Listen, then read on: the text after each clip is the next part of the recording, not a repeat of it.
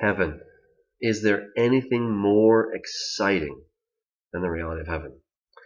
It's really an anchor for our souls, because no matter how bad this world may get, we have the hope of a place with no more pain or sorrow.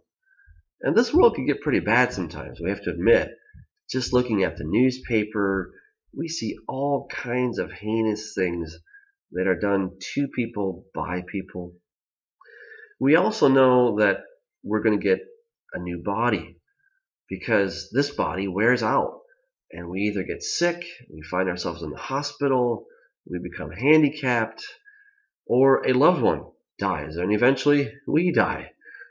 And sometimes it's the earth itself that is just not very nice to us. A tornado, or a hurricane, or an avalanche, or a snowstorm, or whatever it may be that destroys what we've built and can often maim and kill us. This isn't such an easy place to live, but heaven gives us that hope of what is coming. It's going to be a place of joy and peace and new beginnings. So many things to look forward to. We're even told that there will be a new heavens and earth. Really, could there be anything more epic than that? I think everything else pales in comparison with such a notion. However, have you ever found that when you try searching for biblical passages about heaven, the millennium, and the age to come, that you can't find much, or it seems like it's hard to put them together? And perhaps the things that you find don't really seem to go together literally, and then you're forced to take them allegorically. Hey, I'm Douglas Hamp. I too have had questions about what the age to come would be like, and I sensed that the Bible had so much more to say than the answers that we were generally given.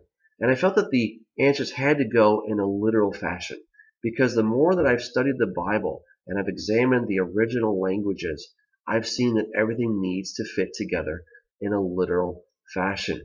And for example, in Revelation chapter 6, it says that the heavens are going to recede like a scroll. But what does that mean? Do we take that literally, or is that just allegorical or figurative talk? When you read a lot of the commentaries, they tend to gloss over it and say, well, it really won't be that bad. But the language is pretty specific, that the heavens are going to roll up or recede like a scroll, that every island and every mountain is going to move out of its place. It's a pretty crazy time that's going to happen just before the return of Jesus.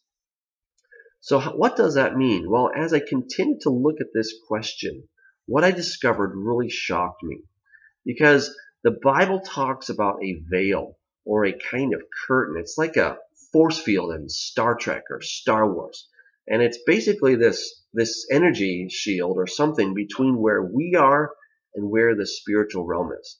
All right, I know, it does sound kind of crazy. However, did you know that there's actually a force field protecting planet Earth right now? It surrounds the Earth and it protects us from extraterrestrial energy blasts. It's true. It's actually called the magnetosphere. And it's a field of energy that surrounds the Earth, protecting us from the harmful solar particles and cosmic rays. In the same way, there is some kind of a shield, curtain, force field, or veil. That's what the Bible calls it. Sometimes it's the heavens, they say. And it's going to be removed, rolled up, and it's going to pass away with great noise when Jesus returns. Here's another one. Revelation 20 and 21 say that death, sickness, and tears will be no more. But in Revelation 22, the leaves of the tree of life will be for the healing of the nations. Well, now wait a second. Who needs to be healed if there's no more death? If there's no more death, then the leaves of the tree of life seem like they're superfluous or they're redundant. But do we take that allegorically or figuratively, or can we take it literally? And is there a way that we can find out? Is there an answer? I believe there is. Just a few verses later, we read about sorcerers, idolaters, and all who love and practice a lie, who will be outside the gates of the New Jerusalem. Well, where did they come from? I mean, how could they possibly be around when there is no more death, no more tears, there's no more sin? All of that stuff is gone according to the text, and yet there they are outside the gates of the New Jerusalem. How do we understand that? I believe there's a way to do it, and actually to do it in a very literal fashion. It will require putting on a thinking cap and seeing things in a little bit different way. But once you see it, all the pieces start to fit together. Here's another question that I and many others have had. What is the purpose of the millennial sacrifices? Are they just a memorial, or could there be more to that? Many commentators will say that the millennial sacrifices are a reminder, a memorial of what has been, looking back to the cross of Jesus. But could there be an actual function for those sacrifices?